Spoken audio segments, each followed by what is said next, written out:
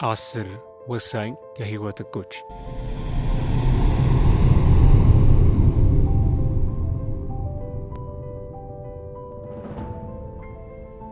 ሰላም፣ እንዴት አላችሁ? ይህ ኢነርጄቲክ ሚዲያ ነው። ዛሬም በአዲስ ሀሳብ ወደ እናንተ መጥቻለሁ። ይህንንም ሀሳብ ላይክ በማድረግ እንድትጀምሩና ለሌሎችም ሼር እንድታደርጉ በትህትና ጠይቃለሁ። ለቻናሉ አዲስ የሆናችሁ ደግሞ ሰብስክራይብ በማድረግ ቤተሰብ እንዲሆኑ በትህትና ጋብዛለሁ። አብራችሁ ይቆዩ።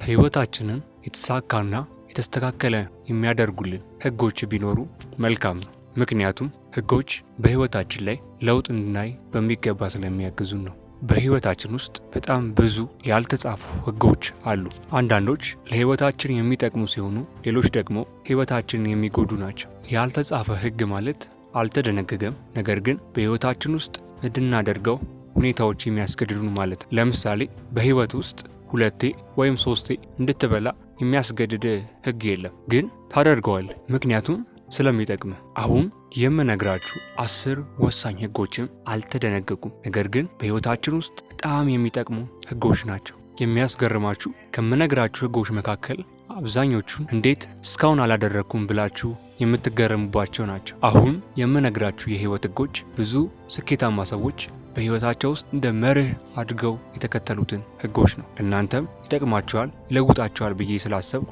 ይዤላችሁ መጥቻለሁ። በድጋሚ አብራችሁኝ ቆዩ። 10ኛ፣ ራስህን ለማወቅ ጊዜ ውሰድ። ምንድነው የሚያስደስትህ? ምንድነው በህይወት ውስጥ ልታደርግ የምትፈልገው? በህይወት ውስጥስ ምንድነው ትርጉም የሚሰጥህ ነገር? ምን መማር፣ ምን መስራት፣ እንዲሁም ደግሞ ምን አይነት ገቢ እንዲኖርህ ነው የምትፈልገው? እንዲሁም ምን አይነት ጓደኝነት፣ እንዲሁም ምን አይነት የትዳር ህይወት እንዲኖር ነው የምትመኘው? እነዚህን ሁሉ እንደሚያስፈልጉ ጊዜ ለራስህ ወስደህ አስብ። እነዚህን ሁሉ ለማግኘት ለራስህ ጊዜ ውሰድና አስብ። አንዳንድ ሰው የሆነ ቀን ተነስቶ ጸሎት ያደርስና አንተ ለካ ጸሎት መጸለይ ሰላም ይሰጥሃል ብሎ ይልሃል። ከዛ ግን ያንን ጸሎት አይደግመውም፣ እንዲሁም በህይወቱም ላይ አይተገብረውም። ሌላው ደግሞ ደስ ሲለው ድንገት ተነስቶ ስፖርት ይሰራና አንተ ለካ ስፖርት መስራት ቀለል ያለ ስሜት ይፈጥራል ብሎ ይነግርሃል። ይህም ድጋሚ ተመልሶ ወደ ስፖርቱ አይሄድም። በዘፈቀደ የምንኖርበት ጊዜ ማብቃት አለበት። እቅዶችን ማውጣት መጀመር አለብን። ምን እንደምንፈልግ፣ ምን እንደሚያስፈልገን ማወቅ መቻል አለብን። እንደውም አንድ የሚባል አባባል አለ፣ ወዴት እንደሚሄድ የማያውቁ ሰው ሁሉም መንገድ የሚያደርሰው ይመስለዋል ይባላል። ራስህን ለማወቅ ጊዜ ውሰድ። ይህ ወሳኝ ህግ ነው። 9ኛ፣ የአንተ ስራ መዝራት ነው። ይህ ህግ ትልቅ ቦታ ልንሰጠው የሚገባ ህግ ነው። የአንተ ስራ መዝራት ነው። ሌላው ስራ የፈጣሪ ነው። የአንተ ስራ መልካም መሆን ነው፣ ወይም መልካም ሆነህ መገኘት ነው። ነገር ግን መልካም ሰው ወደ ህይወት የሚያመጣው ፈጣሪ ነው። መልካም ጓደኛ፣ መልካም የፍቅር ጓደኛ፣ መልካም የትዳር ህይወት የሚሰጥ እግዚአብሔር ነው። ግን የአንተ ስራ የሚጠበቅብህን ማድረግ ነው። ካንተ የሚጠበቀው መልካም ነገር መዝራት ብቻ። ውጤቱን የሚሰጥ ግን ፈጣሪ ነው። የአንተ ስራ በቻልከው አቅም መጣር ነው። የሚያሳካልህ ግን ፈጣሪህ ነው። ገበሬ ከዘራ ከኮተኮተ፣ ውሃ ካጠጣ የዘራው ነገር እንደሚበቅል እርግጠኛ ነው። አንተ የሚጠበቅብህን ካደረግ ፈጣሪ ውጤቱን በመልካም ነገር ይመልስልሃል። አትጨነቅ በከንቱ። መቀየር የማትችላቸው ነገሮች ላይ ትኩረትህን አታድርግ። መቀየር የምትችላቸው ነገሮች ላይ ትኩረትህን አድርግ። የአንተ ስራ መዝራት ብቻ ነው። 8ኛ፣ የመጣህበትን አስብ። አንዳንድ ሰው የጀመረውን ነገር የሚያቆመው የጎደለውን ነገር አስቦ ነው። በጣም ብዙ ይቀረኛል ብሎ ተስፋ ይቆርጣል። አንተ ግን የጎደለህን ሳይሆን ያለህንና እየሰራህ ያለውን ነገር አስብ። ብዙ ነገር ጨርሻለሁ፣ ብዙ ነገር አሟልቻለሁ፣ ትንሽ ነው የቀረኝ ማለት አለብህ። ጉድለትህን አትይ። የጎደለህን የምታይ ከሆነ ተስፋ ትቆርጣለህ። አንድ ሰውዬ ወርቅ ለማግኘት ቆፍሮ አንድ እርምጃ ሲቀረው ተስፋ ቆርጦ ሽጦ ወጣ። ሌላኛው ተረኛ ደግሞ መጥቶ በአንድ ቁፋሮ ብቻ ወርቁን አግኝቶ ይዘው ወጣ። ታዲያ ይህ ሰው ምን ያህል እንደሚቆጨው አስቡ። አንተም ብዙ ሰርተሃል፣ ብዙ ለፍተሃል፣ ብዙ መንገድ ሄደሃል። ታዲያ ለምን የጎደለህን እያየ ተስፋ ትቆርጣለህ? የመጣህበትን አስብ። የዛኔ በተስፋ መሞላት ትጀምራለህ። 7ኛ፣ እድል የሚመጣው ለሚዘጋጅ ነው። ለምሳሌ አንድ ሰው ሎተሪ እንዲደርሰው ምን ያድርግ ብላችሁ መጀመሪያ ሎተሪውን ይቁረጥ ትሉኛላችሁ። አንድ ሎተሪ ግን በቂ ላይሆን ይችላል። ምክንያቱም ሌሎችም ሰዎች ልክ እንደዚሁ ሰው ይህን እድል ለማግኘት ብዙ ሎተሪዎችን ስለሚቆርጡ ነው። ስለዚህ እድሉን ለማስፋት ይህ ሰው ብዙ ሎተሪዎችን ነው መቁረጥ ያለበት። ብዙ ሎተሪ ከቆረጠ ምናልባት ይህ ሰው ሎተሪ ሊደርሰው ይችላል። አያችሁ፣ በህይወት ውስጥም በጣም ጠንክሮ የሚሰራ ሰው፣ በጣም ጠንክሮ ገንዘቡን የሚያስቀምጥ ሰው፣ እንዲሁም ጠንክሮ እውቀቱን የሚሰበስብ ሰው እድሉን እያሰፋ ነው ማለት ነው። ብዙ ሎተሪ እንደሚቆርጥ ሰው ነው። ምክንያቱም ብዙ እድሎች ሲመጡ እርሱ በገንዘብም በእውቀትም እንዲሁም በብዙ ነገሮች ተዘጋጅቷል ማለት ነው። ይጠቀምበታል። ካልተዘጋጀህ ግን እድሉ ራሱ ቢመጣ ያመልጣል። በዚህም ምክንያት ይቆጭሃል። ወይኔ ይህን ገንዘብ እኮ ባስቀምጥ ኖሮ አሁን ይህ ቢዝነስ ያዋጣኝ ነበር ትላለህ። ስትዘጋጅ እኔ ነገን አልፈራም። ይህ ወሳኝ ህግ ነው። እድል የሚመጣው ለሚዘጋጅ ነው።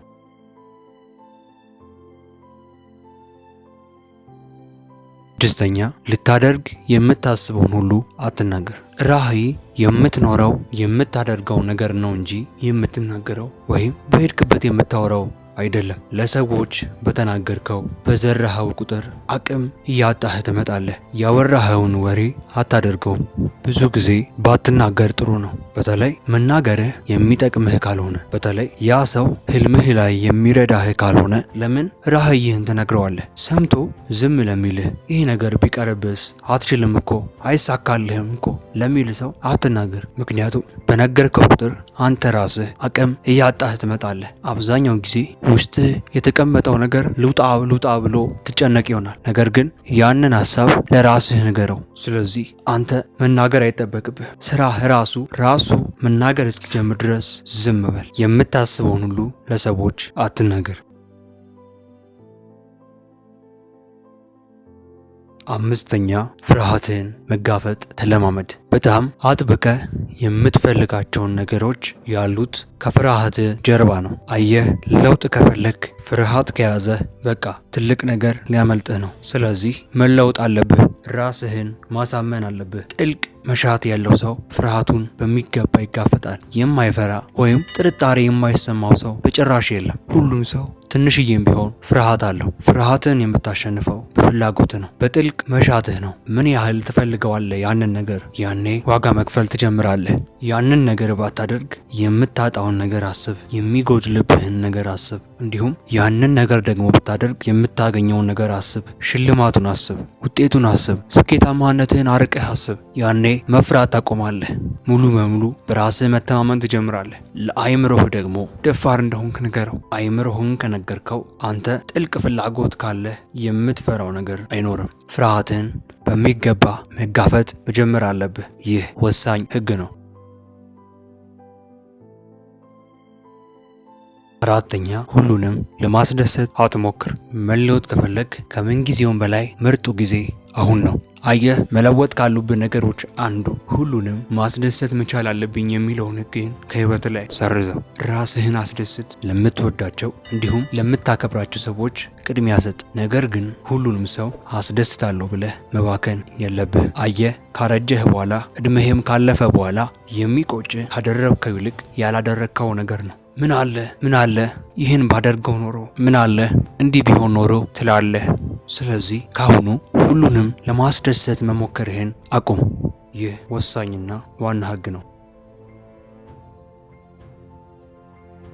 3ኛ ዝም ብለህ ቀጥል። አንዳንዴ ፍላጎት ታጣለህ፣ ማቆም ትፈልጋለህ፣ ትሰለቻለህ። ህይወቱ፣ ትምህርቱ፣ ስራው፣ ሁሉም ነገር ትርጉም ያጣብሃል። በቃኝ ማለት ትጀምራለህ። ግን ዝም ብለህ ቀጥል። ምን መሰለህ? አየህ፣ የምትፈልገውን ነገር ለማግኘት አንዳንዴ የማትፈልገውን ነገር መስራት ሊኖርብህ ይችላል። ህይወት እንደዚህ ናት። አንዳንዴ ዝም ብለህ መቀጠል ትርጉም ይሰጣል። ማቆም ጊዜያዊ ስሜት ነው፣ ግን ትልቅ ነገርን ሊያሳጣህ ይችላል። አሁን ብታቆም አሁን ሳይሆን የሚቆጭህ አልፎ ቆይቶ ነው ሊቆጭህ የሚችለው። ስለዚህ ዝም ብለህ ቀጥል። ጉሙ እስከሚታይህ ድረስ ቀጥል። አንዳንዴ እኮ ጉሙ የሚሸፍንህ ወይም የሚከልልህ ወይም ድንበር የሚሆንብህ ይመስልሃል እንጂ አያቆምህም። እስከሚታይህ ድረስ ሂድ። በጭራሽ ማቆም የለብህም። ዝም ብለህ ቀጥል። ይህ ወሳኝ ህግ ነው።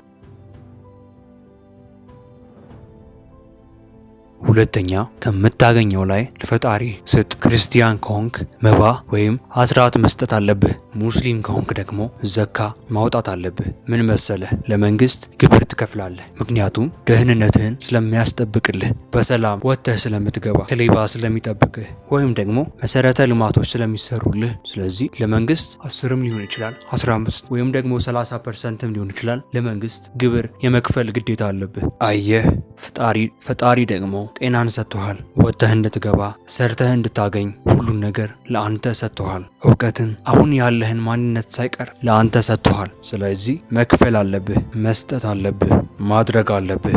አንዳንድ ሰው ይህን ሲሰማ እኔ እኮ የተቸገረ እየረዳው ነው፣ ያው ይሄ ደግሞ ለፈጣሪ እንደመስጠት ነው ሊል ይችላል። ግን አይደለም፣ ይለያያል።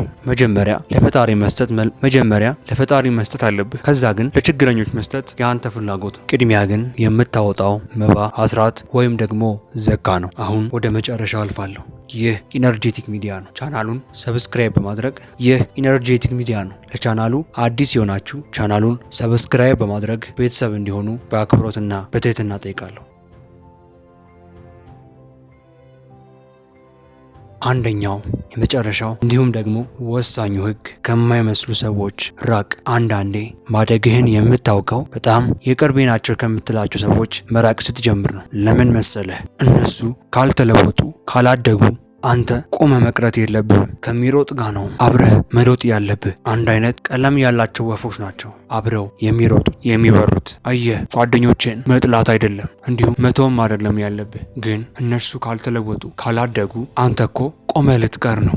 ማደግ አለብህ። ለትንሽ ጊዜም ቢሆን ስትርቃቸው የሆነ ጊዜ ለነሱም ቢሆን ትተርፋለህ። አየህ፣ ውሎ በጣም ወሳኝ ነው። አሁን አጠገብህ ያሉትን ሰዎች ህይወት ላይ እነሱን መሆን ትፈልጋለህ? እንደነርሱ ገቢ እንዲኖርህ፣ እንደነርሱ ጥሩ የትዳር ህይወት እንዲኖርህ ትፈልጋለህ? እንደነሱ መሆን ካልፈለግ ከነርሱ ራቅ። የማይመስሉን ሰዎች ራቃቸው። አንተን የሚመስሉህና ስኬታማ ሊያደርጉ የሚችሉ ሰዎችን መቅረብ ጀምር። ህይወትህን የሚቀይረው ውሎህ ነው። ደጋግመህ የምታያቸው ደጋግመህ የምትመለከታቸው ነገሮች ናቸው ህይወትን በሚገባ መቀየር የሚችሉት። ስለዚህ አብረህ የምትሆናቸውን ሰዎች ምረጥ። ቤተሰቦቼ ካወራችሁ 10 ወሳኝ የህይወት ህጎች ውስጥ ለእናንተ የትኛው ተመቻችሁ? በኮሜንት ላይ ያሳውቁ። ለዛሬው እዚህ ጋር አበቃው። ይህ ኢነርጄቲክ ዩቲዩብ ቻናላችን ነው። ቻናላችን አዲስ የሆናችሁ ቻናሉን ሰብስክራይብ በማድረግ ቤተሰብ እንዲሆኑ ስል በትህትና ጠይቃለሁ።